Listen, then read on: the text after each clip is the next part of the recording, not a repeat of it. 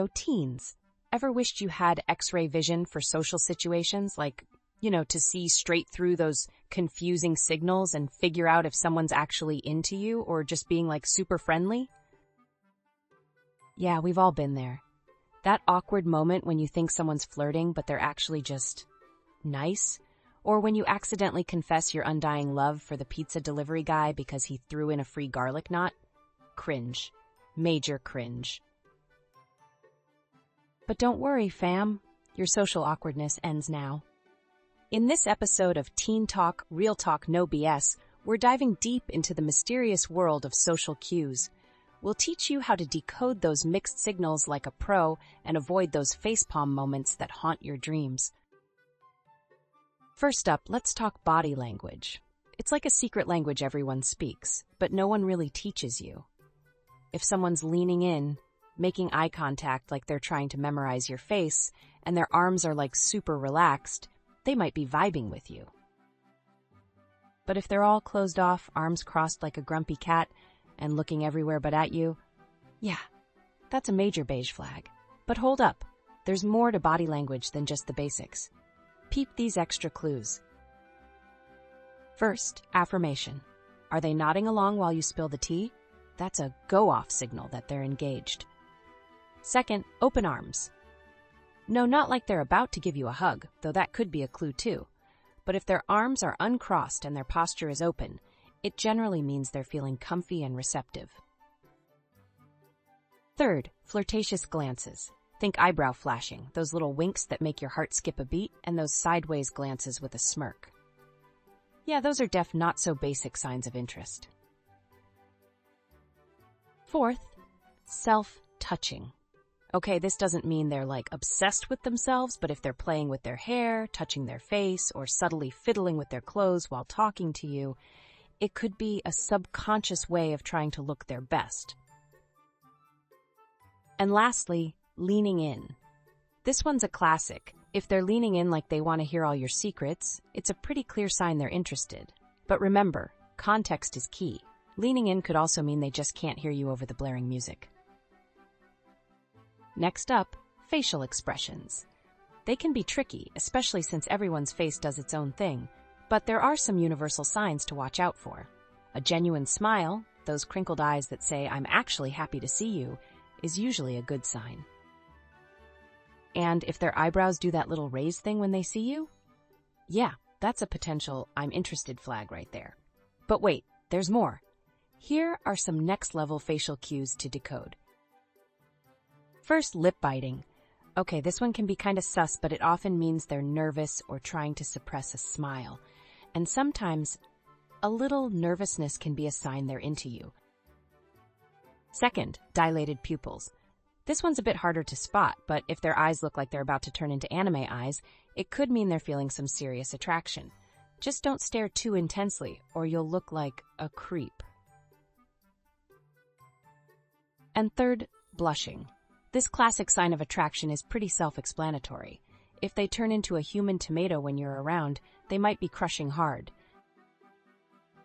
Now let's talk tone of voice. This one can be super subtle, but it's a major key to decoding those mixed signals. If their voice gets all high-pitched and excited when they talk to you, or they suddenly develop this smooth, low tone that could melt butter, they might be trying to impress you. But if they sound like they're reading a grocery list, they might just be, not that into it. Here are some extra vocal cues to listen for. First, playful teasing. If they're gently roasting you or making jokes, it could be their way of flirting and keeping things lighthearted. Just make sure it's all in good fun and not actually mean. Second, increased pitch.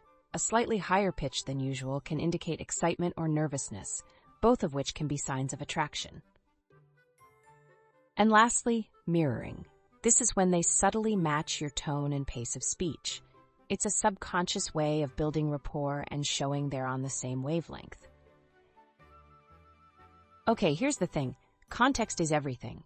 Where you are, who you're with, what you're doing, it all plays a part in how you interpret those social cues.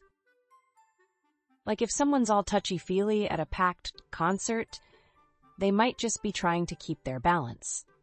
But if they're getting all up in your personal space at a chill coffee shop, they might be trying to get closer, if you know what I mean. Let's break down some real-life situations where it's easy to get those wires crossed. Understanding these can help navigate your social interactions better. For starters, there's the friendly versus flirty hangout. Your crush invites you to grab ice cream. You spend hours agonizing over what to wear and planning witty conversation starters.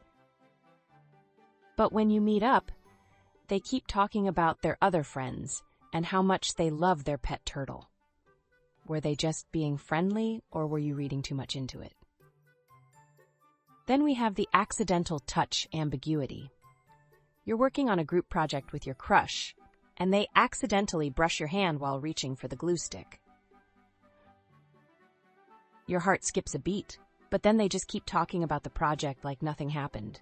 Was it a subtle flirtation, or were they just clumsy?